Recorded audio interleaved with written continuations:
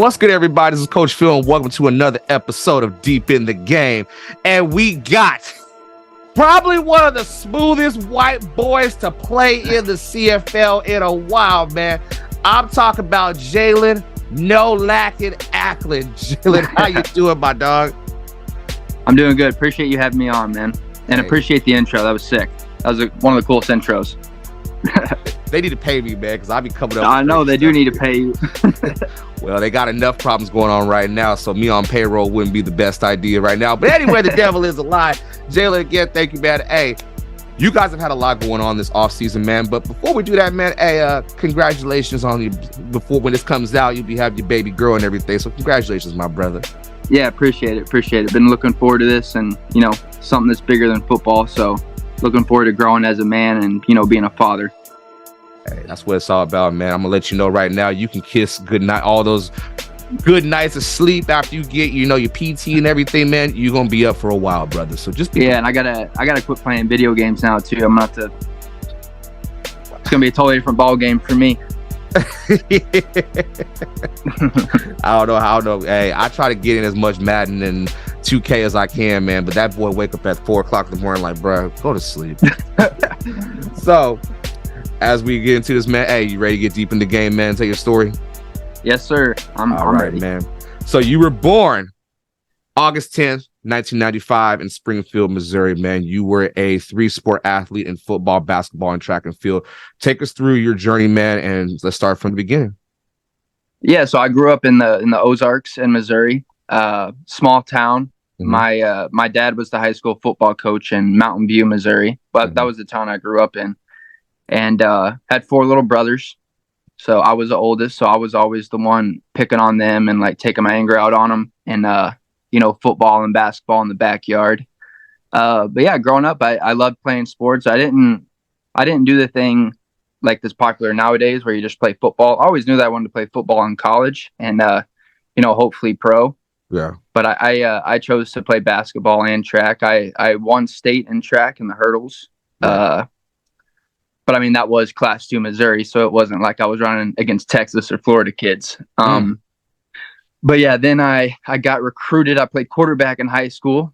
So a lot of people wanted me to play quarterback. I was like, I know if I want to go pro, I would have to play wide receiver probably. And I knew I had the speed and I had the hand-eye coordination.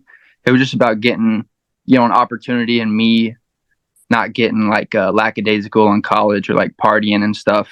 And which I did do that. I didn't even play my first 3 years in college. I was special teams, but I didn't redshirt. So I played my first 3 years on special teams.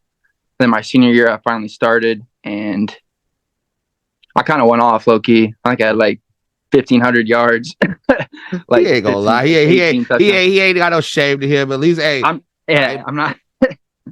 No, but then I had a game where I had like 19 catches, 350 yards. And that's whenever I started really popping off. That was against Chris Strebler whenever he was at South Dakota, which we lost, but I still ate. And then, so then I got signed with the Ravens after that.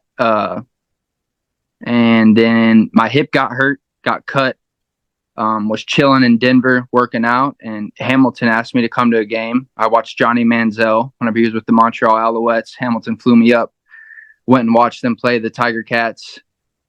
I was like, dang, like the CFL is for real. Like I fell in love with the game, like the atmosphere of the game. It was just something that I could see myself doing for my career. So then the next year, I signed with the Tiger Cats, and it's actually a crazy story. I got hip surgery in January, and then I showed up for camp in late April. So I kind of had to speed up the process of rehabbing my hip labrum surgery, but I didn't even run before I went to camp. Somehow made the team, was on practice squad at first, started, and then made it here. Now I'm in Ottawa. Now I'm cooking. Oh, you be cooking, trust me. The first thing I want to talk about, man, is you came out the gate pretty nice for a young guy coming off of his hip surgery, man. 58 receptions on 74 attempts, man, 708 yards. You got 3 touchdowns, you averaged 12.2, and you got to a Grey Cup your first season, man. Now, for both Grey Cups, there's a difference in the roster. The first one, 2019, you had Dane Evans, Jackson Bennett, who, congratulations on your retirement and everything like that, man. Jackson, absolute monster, underrated as hell. You, dog. Braylon Addison, Brandon Speedy B, my dog. Oh yeah, Speedy B. That's my dog, Speedy B. Oh my God. I've had many conversations with this dude, and people act like they forget. Once you gone, they forget how good you are, man. He won most outstanding player. Like, how many receivers and kick returns are doing that? But anyway, obviously Simone Lawrence, you had Lorenzo Malden, you had some Jagarrett Green, Bev, Tuggle, and you guys fell short. What happened in that? What was the Grey Cup experience that first time in 2019? No, yeah, like you said, credit to that team. That team had a bunch of stars and a bunch of guys who, just wanted to win. But I think going into that game, we just kind of we weren't flat. It was just a weird game. Winnipeg made some key plays at key times. They got up on us. I want to say we were down by 10. We're down by 10 going into halftime. And it was just one of those games you just were like running on a treadmill. We couldn't get going anywhere. And Winnipeg coaches, obviously very good. They've created a little dynasty with what they've been doing. So, if you want to beat a team like Winnipeg, you got to play physical and you got to capitalize on the opportunities that you do get. And I don't think that we did either of those. I think the second time we played them, we did it a little bit better. Had an opportunity to win the game, but that's life sometimes, man. Like you're gonna have plays like everything split second, and then it's how you react. Honestly, some things are just out of your control, and you can't really dwell on it. I've learned a lot, and those two teams, I've had so many lifelong friends from those two teams, and I wouldn't have ever done anything over again or wanted to do it a different way. See, this is the crazy thing about it, though. You guys were 15-3. We were dirty. We were were you watching the CFL then? Actually, you know what? My first season was the one you guys, the next one.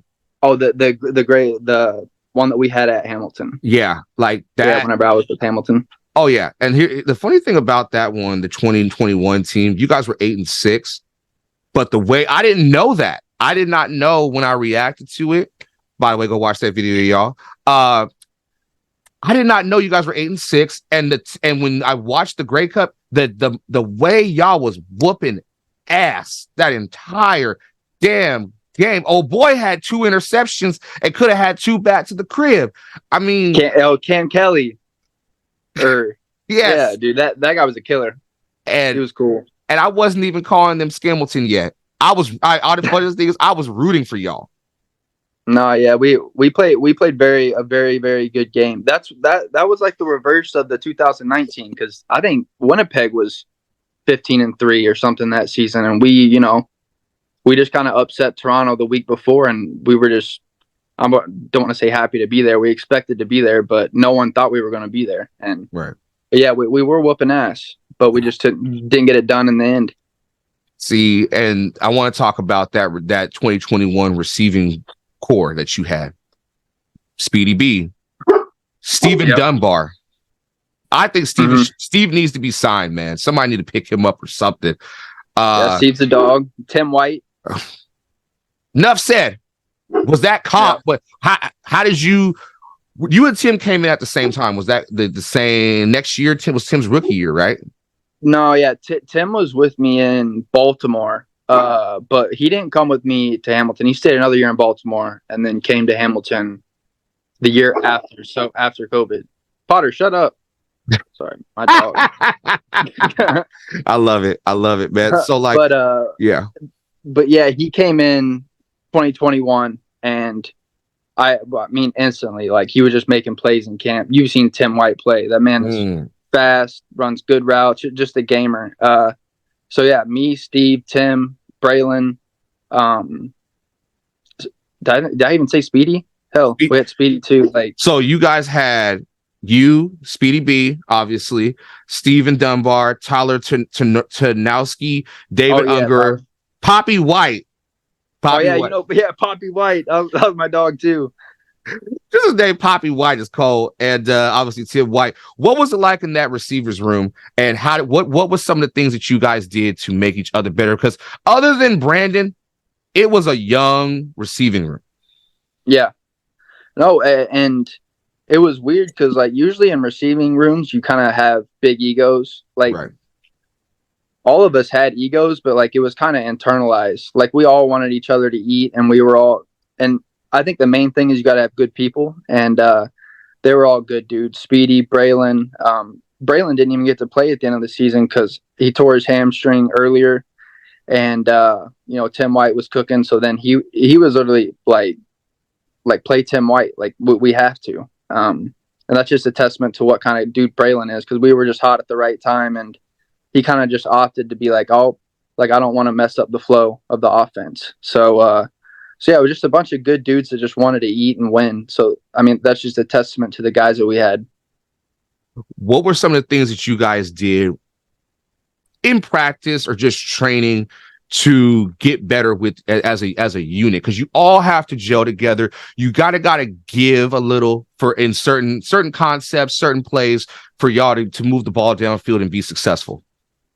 Yeah, we would stay after. I would say Steve Dunbar probably stayed after practice the most, and David Unger. But they would push us because like obviously we'd see Steve and Dave like catching tennis balls or like catching footballs.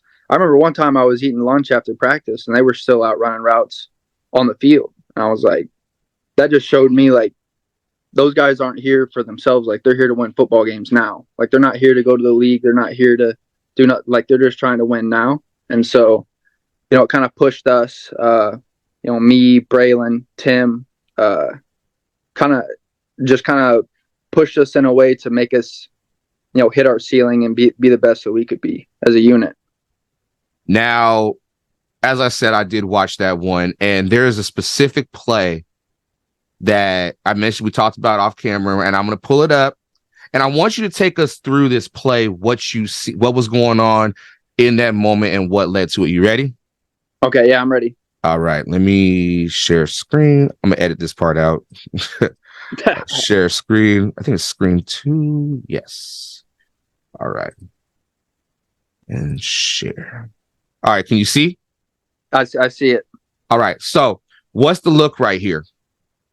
Right here, they're going cover zero. We knew that they were going to do that, and we practiced it the day before. They said, what's our go-to play if we need to get a 2-point conversion? Mm-hmm.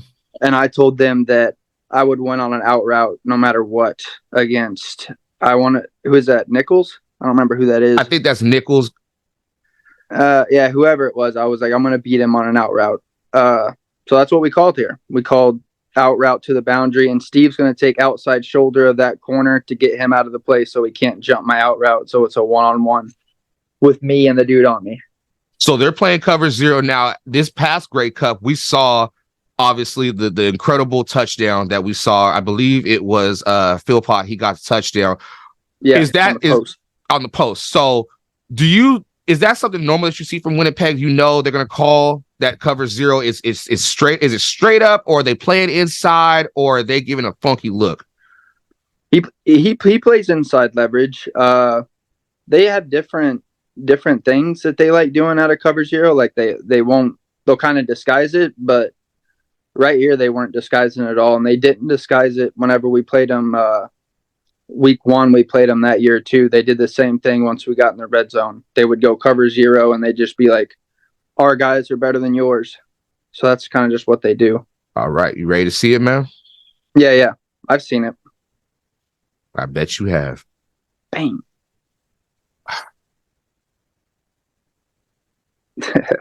Right here. Yeah. Now, in the moment, did his hand hit the ball, or did you have a good grip? What's the word I'm looking for? Grip on the ball. No, did he? No, yeah, he barely tipped it. It was if you've ever ran an out kind of and cover zero inside leverage, you're gonna want to run into him.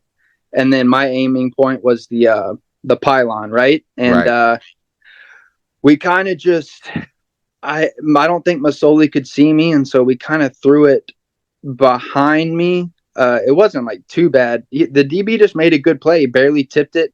It was in a position where it's kind of hard to like come back with my hands because I didn't know if he was going to tip it. Right. Like right here. Oh, I see Like, what you're talking about. Like he got in between you two when it should have been outside shoulder. Like, boom, I'm right there. yeah. So you see how like I'm kind of like turning my hands over because I didn't in that time. Like I said, you're making split-second decisions. I don't know if I should go back to the ball or if I should just like, because if I go back to the ball hands out, he could hit my hand and take the ball because my hands are extended. That's the weakest point that you can catch the ball, right? And Yeah. his hand can be there. If he doesn't tip it, the safest and like the most efficient, because I didn't think he was going to tip it, and I thought it would just go right into my hands, and then I would catch it. He can't knock it out once it gets in my body, and so that was kind of what happened. I think the only thing different I could have done is not beat him as bad. To be honest, I beat him so bad on the out that when Masoli threw it, he didn't know that I was going to be that far out on the like that far to the pylon. Right. So was it like because I've analyzed this damn thing several times over, and I'm just like that, and not knocking you. I ain't never gonna knock you. It's just Coach Phil constructive criticism. Yeah. I see it as like, do you think maybe you took too many extra steps on the route, or was it just you had to adjust? You had to adjust on the fly to the throw, or was it timing? Honestly, I think it was a mixture of everything. Yeah. I knew that he had to get it out fast because they were in cover zero. So I knew I had some time because we went max protect. I think that we brought actually the other slot into block. Mm-hmm. But all I was really focused on was winning the route. I mean, it sucks that I didn't that I didn't catch it because I think it'd be totally different. Who knows what would have happened? But yeah. At the end of the day, like I said, shit happens in life. Like stuff that you don't even know, like that's gonna happen, and it's about how you react to it. Do I sit and think about it sometimes? Yeah, but like it also helps me whenever I'm working out, whenever I like wanna quit or like those thoughts get into my head. Like I think it just made me better, and it's gonna make me better in the future as not only like a person but a father, a brother, everything else. So I wouldn't take it back, and I don't have any quarrels with anyone who ever brings it up or says like I should have caught it, because I still think I should have caught it too. But like I said, I can't go back. I don't got a time machine yet. Keyword yet. So moving forward, man, you decided you were a free agent, man. You chose to go to Ottawa. What made you choose Ottawa out of any other option, or did you have any other options? Yeah, I chose Ottawa. I either wanted to stay in Hamilton or go to Ottawa. One, because I thought Ottawa was a good city. I always loved going there whenever we went on away trips whenever I was with Hamilton. And I thought that I just thought that how it was just a good situation for me because Lapo was really good, offensive mind. I saw how he coached receivers, and he still has a great offensive mind. So I just thought it was a good situation for me, and they paid me a lot of money to go there, and I just bought a house. So I like to say that my hands were kind of tied. I didn't have a well-off family to where I could be like, oh, I'll take less money. So I just went where the money was, and I knew Ottawa had good people in the front office. Like I knew Berkey, our GM from Hamilton, went to Ottawa, so like I knew him personally and knew what kind of guy he was. So that's kind of why I went to Ottawa. And then Jeremiah was going there. Like it just seemed like a good fit. Hey, it was a good fit that first season, man. 75 catches, 75 catches, 1,169 yards. 2 touchdowns, though. That was very surprising to me because when I watched Behind the R, and by the way, I wish they brought that back. I loved your guys' episodes, man. Those were phenomenal. It's the story that y'all told, even though the season was what it was, that was my first time seeing behind the scenes of what you guys did. So I do have one other question for you. Mm-hmm. Now, I spoke with Jeremiah. Shout out to you, Jeremiah. What the fuck happened with that Garrett Marino bullshit? Oh yeah. You know what? That's crazy because I ran an out the same play that we ran against Hamilton. We Yeah. ran against Sass because they went cover 0-2. I ran it out. He threw it to me. I caught it. I didn't know what was going on, and so yeah, I guess Marino. You probably seen the footage too. But yeah, he like sacked him. I could even tell you what happened the night before. Whenever we were eating out, I was eating out with Jeremiah, and Garrett Marino came up to us at like the keg or something, and was like, "Be ready to go 0-4 tomorrow." We're like brother, what? Like we're just like we're all doing the same thing. Like we're all trying to feed our families. Like this isn't UFC. Like cameras aren't on us. And I don't know. It was just like he really had intent to do something bad like before the game. I don't really know, but yeah, he did some dirty shit where like he went down on Jeremiah No Diddy whenever he tackled him and then like pulled his leg. And so I mean that's kind of what happened. He's kind of a scumbag. I wanted to fight him. I might have got my ass kicked, but I wouldn't have cared. Once he was walking off the field, but everyone was protecting him on Sask. But yeah, I don't know. That guy is just kind of a not kind of a he just is a coward for real. And I don't really fuck with people like that. Well, I will say this straight to the camera, and everybody kind of know how I feel about Garrett Marino. So, Garrett, if you see this, I just want you to know you's a punk ass motherfucker, and I hope you're having fun playing the UFL because you will never sniff anything close to the pros ever again. You's a bitch, and fuck you, and fuck everything you stand for. Who walks to somebody at the keg, which the keg is a nice place, by the way. It is nice. It's nice. Oh yeah. Who the fuck does some shit like that? Like, I understand but in football, like we taking care of our families, man. We love the game. It ain't all that malicious, but I ain't know all that. I didn't know he walked up on you. Like, first of all, you should have busted him in the fucking head. That's what you should have did. But that's just it was some weird shit that was just I don't know. He's out of the league though, so he's out for good. He's not gonna be back. Yeah, I wish Nate would have whooped his ass because Nate was dead ass serious on that shit. I ain't mad at him. No, you saw Nate stand on business on TSN. Remember he was talking. Oh, that shit was fun. I read the article. I was cracking up. Like, first of all, Nate. Shout out to Nate. Nate is he's different in a good way. Nate is different. No, yeah, Nate is. He's cool. But hey, fuck Garrett Marino over here with me. Anyway, the devil is a lie. So during that season, you guys did let go of Lapo, and you got Bobby Dice. Now I'm a big Bobby Dice fan, man. What's it like playing for Bobby Dice? And take us through that, man. Yeah, so Bob's a little bit different than Lapo. Lapo was a very offensive minded coach, great dude, but Bobby's more of a special teams guy, hard nosed, like blue collar, very like just doing the right things. Not to say Lapo wasn't like that either. I'm just saying like on special teams, that's physical, like doing the right thing all the time. But yeah, it's fun because I feel like Bobby connects with me a lot. You know, he's kind of had to work for everything that he's ever gotten. And you know, not to say that we're the same, but he is very like rough around the edges, but he's like soft on the inside. He cares about his players. He cares about Ottawa. He cares about our families, everything like that. And he wants to be as transparent as possible with us. So yeah, you can't ask for anything more from a head coach than what he brings to the table. And so it makes you want to go to war for him, you know, every single time we got a game or a practice. You gotta love it, man. I mean, anybody that can moonwalk after a walk-off touchdown victory, man, he with the shit. I love me some Bobby Dice, man. The 2023 season was very crumb mania, I guess I was calling it. You guys had back-to-back stellar wins, obviously against Winnipeg, the shocker heard around the league, and then you had the victory against Calgary. I still don't know how Nate got that touchdown, but that's just me. You're talking about the one where he mossed, dude? Like he caught it over the top? How he got in position, I still don't know.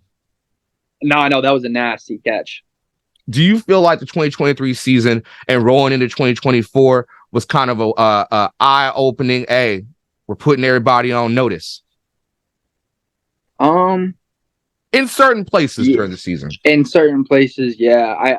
I just feel like we should have beat Sask. There's just a lot of games that I think that we actually should have won, and I don't really know why we weren't winning them, because I feel like we had everything. Did it suck that we were on our fourth quarterback? But Crum did play very well in the games that we did win. So yeah, I would like to say, like, yeah, we got things rolling in the right direction, but we also said that in 2022 as well, going into 2023 with what we did at the end of the season in 2022, which I'm mainly talking about beating Montreal, but because we lost to Hamilton, I think, back to back. I didn't get to play in those games because I was hurt. Remember, yeah. But yeah, I got fucked up by Pickett, my teammate now. He hit me so hard. I ain't never been hit like that before. My neck still locks up in the morning. But yeah,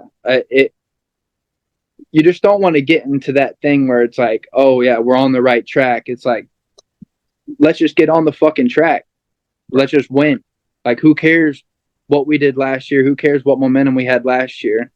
Like, it doesn't matter. Let's just win now and just say, fuck it, empty the clip and go. Yeah, y'all right now, honestly, y'all out of the East, y'all to me, it's between y'all and Montreal right now as my favorites to make it to the East final. That one, because y'all got some dogs over there in Montreal. They're coming off their Grey Cup. You guys have made some moves. You re-signed Bryce Carter. Shout out to Bryce. Lorenzo. You guys got, obviously, the big pickups were Adarius and Dominic. Shout out to them. But that linebacking core is nasty with Thiren. Gary Johnson, I want to see him get some spin. B. Diddy, no Diddy, but still, Brandon Dandridge. Can't say Diddy no more. That's fucked up. Nasty bastard. Justin Howell, Money Hunter.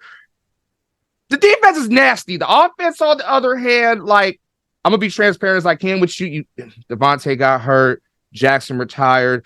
Your quarterback room is stacked. Yeah.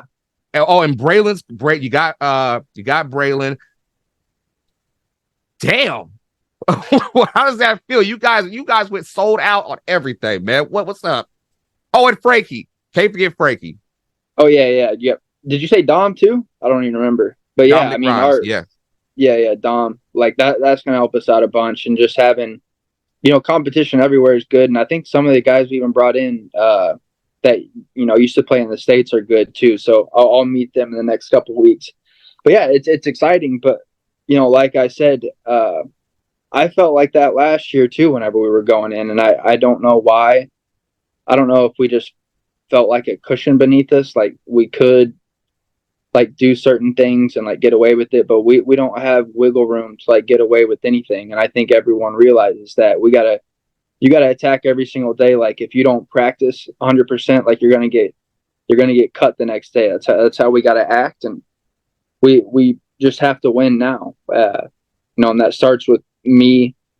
That starts with our receiving core. That starts with the offense. Because I think our defense is, like you said, very, very good, very exceptional. What B Miles does with them. So we just have to put ourselves in a position to score touchdowns and not put our defense and special teams in bad spots. Every facet of the game is going to matter for you guys right now, man. And I'm excited to be in the building and see you guys do work. Like I always say to people, I got a huge soft spot for Ottawa for some damn reason. I don't know. Maybe it's because the little engine that could mentality with the organization, but it's going to be great to see what you guys can do, man. So best luck to you guys this season, man. Yeah, appreciate it. We'll see you. What week is it that we play Sask? Is it July? Huh? Is it July or August? I think August. Is it August? Yeah. It might be around my birthday, low key. Well, shit. I'll buy you a drink and we're going to tear the city up. It's going to be some go to Lansdowne. Y'all gonna get me in trouble. I got to get back to the States, man. I can't be acting wilding out, especially with Dom and me, the Darius together. Oh, that's and no, I'm not hanging out with y'all. Why? You guys are gonna get me in trouble. Oh, you don't want to roll with the Grim Reapers, huh? Yeah, you guys. I already know what you Pickett and Dom would be like. Anyway, I'll roll with y'all on the field. hey, just go out there and do your thing, man. As long as I'm gonna shut up, what I'm gonna say. We gonna go with the 5 rapid fire questions to end it off, man. You ready? All right, yeah, I'm ready. All right, man. First of all, I didn't realize you was 6'2", because I had a couple receivers I was gonna say you remind me of, but now that I realize you 6'2", shit. Who were some of your inspirations that you molded your game after? Is anybody you took pieces from? Yeah, so Marvin Harrison would probably be number one. I used to always go to Indianapolis Colts training camp whenever I was little with my dad. They had it in Terre Haute, Indiana, and Marvin Harrison, absolute, like, I don't want to say he's underrated, but that man worked, like, was always the first one out there, last one off the field. Another dude that I liked was Jordy Nelson. I mean, just because he was white and kind of looked like me, and I thought that he ran the post exceptionally well. But Marvin Harrison would have probably been my biggest one as a kid. Okay. You said you're a gamer, man. What, you an Xbox or PlayStation guy? On PC, baby. I got a laptop. I move too much. What do you be playing? I play FIFA. I've played Escape from Tarkov. I play everything. Rainbow Six Siege, Call of Duty. Used to play 2K back in the day. Now I suck, and I'll just like yell at my TV, so I don't really play that much. I feel it, man. I feel it, man. We got to get on that FIFA though. I don't fuck around, man. I don't fuck around on FIFA either. I need to get better at it though. Before I play you, you might skunk me. Shit, we might have a shootout. You never fucking know. Nobody. Shit, FIFA's a hard ass game to play if you really ain't picked it up in a couple years. No, I know. What is your go-to route that you know is your bread and butter? Go-to route. Probably any double move. I like the poison route and out and up. Also like slant and goes, sluggos. Those are probably my two favorite. Sluggo. Okay. Smooth. All right. I got some hips, dude. No Diddy. All right, Meek Mill. Last question, man. What you bumping in your trunk, man? What you be listening to? Oh man, that's a good question. What have I been listening to lately? Man, I don't even know if you know them. I listen to the Cranberries a lot. I listen to rap. As far as rap goes, I listen to like Tay-K sometimes, like before games. Nardo. But I don't know. I'm more of a chill dude. Like I like listening to like the classic, like Cranberries or like Enya, like stuff like that. But if I'm really like, if we're playing at BMO, like against Toronto, because I don't really fuck with Toronto like that, I would listen to like Tay-K or Nardo Wick. Nobody's fucking with Toronto right now, bro. You are not alone. Yeah, I don't like Toronto. I don't like the Leafs. I don't like Toronto FC. I don't like any sports team in Toronto. Well, damn, you got beef with MLSC. What's the no? I gotta ask. What's the beef, man? With MLSE? No, just your whole thing with the Leafs and everything. With Toronto? Yeah, I don't know. I just think the city. I just don't really like it. It's not my. I'm from Missouri. I'm from like small town. And I think like Toronto thinks that they're like a mixture of London and New York City. Like I just don't. It's not my vibe. I said the same thing, and I have yet to step foot out there. But I know I ain't finna get my ass shot. I'm just saying because Jaelon want to sit there and talk about. Who gonna fuck with me? Shoot, I got the Ned Flanders grip skidly ready. Y'all don't know. Anyway, before I get myself thrown out of the country, I'll even throw one more out here and then we got out of here, man. With all the 1 year deals that you guys got right now, expectations. What is your expectation for yourself and for the team this year? For myself is honestly just to put our team in a position to win, and if I do get a play like I did in the Grey Cup in 2021, that I make it. And I think, even if I have like 600, 700 yards, I can make key plays to put us in positions to win games. I think that I'm capable of that. And, if All-Star comes, I'd love that too. But as a team, I think that we need to bare minimum get to the Grey Cup, and we got to win the Grey Cup. We got to make playoffs. Like we just have to. We can't go 4 years. I know I wasn't with Ottawa, but I feel like the fans and like everyone's frustration in the front office and everything. So I think that we can't come in with any low expectations, like just make the playoffs. I think we just got to cut the head off the snake and just go. We got to make the Grey Cup, and we got to go in with that expectation every single day at practice, workouts, even after, whenever you leave. Like we gotta be grinding, and it's only for 6 months, and then we can go back and do whatever we want after that and get bigger contracts. There it is right there, man. The 10th anniversary season, y'all. And they showing up and shelling out for it. So, hey, Jaelon, thank you so much, my brother. I'm excited to meet you when I come to town, man. And stay healthy, do your thing. And again, congratulations when this comes out on your new baby girl, man. All right, man. I appreciate everything that you do. I've been watching you since the beginning. I remember the first one I watched was in 2022, whenever we played Toronto and won up there. I remember watching that. I was like, this guy is doing something that like no one else is doing, and like it's just cool how you kind of promote the players and promote the league. So I appreciate you too. Look forward to meeting you. I'll get a beer on me. Nah, I gotta be a gentleman. Let me at least buy the beer first, man. Depends on how I play. If you don't catch shit, you don't score a touchdown, man, we're gonna have to square up. That's what I'm saying. I'll have to buy you a beer. That's not gonna happen, but I'll buy you one.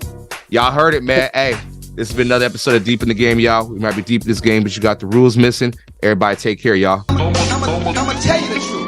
The man's in the house. So crazy. The man's in the house. I'm gonna tell you the truth. The man's in the house.